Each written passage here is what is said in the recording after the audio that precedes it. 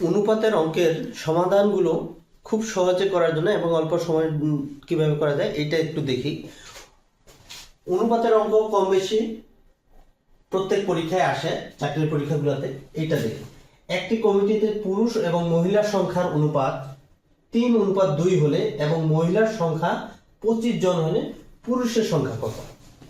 এই অঙ্কগুলোতে সময় খুব অল্প সময় করার যে পদ্ধতিটা, এর জন্য আমাকে প্রথমে একটা জিনিস খেয়াল করতে হবে যে এখানে কয়টা অনুপাত বলছে, পুরুষ এবং মহিলা। যে অনুপাতগুলোর কথা বলবে, যার যার অনুপাতের কথা বলবে, এই নাম দুইটাকে আমরা প্রথমে নির্দিষ্ট করব। এটা হচ্ছে পুরুষ, এটা হচ্ছে মহিলা। আচ্ছা, এই দুইটার অনুপাত বলছে এবং কার অনুপাত কত এইটা আমরা আগে নির্ধারণ করে নেব। পুরুষের 3 এবং মহিলার 2।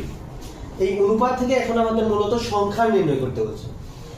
দুইটার অনুপাত দেওয়া আছে কিন্তু সংখ্যা দেওয়া আছে একটা। সংখ্যা দেওয়া আছে মহিলার কত, 25 জন। তাহলে মহিলার সংখ্যা যেহেতু আমার 25 জন, এটা হচ্ছে মহিলার অনুপাত হচ্ছে 2 আর সংখ্যা হচ্ছে 25। তাহলে এটা অঙ্কটা না করেই আমি মুখে মুখে কিভাবে সংখ্যাটা বের করব, সেটার জন্য যার সংখ্যাটা দেওয়া আছে তাকে তার অনুপাত দিয়ে ভাগ করব। তাহলে সংখ্যা দেওয়া হচ্ছে 25 আর এর অনুপাত কত ছিল, 2। ভাগ করলে দেখা যাচ্ছে 12.5। এটা হচ্ছে এক অনুপাতের অংশ।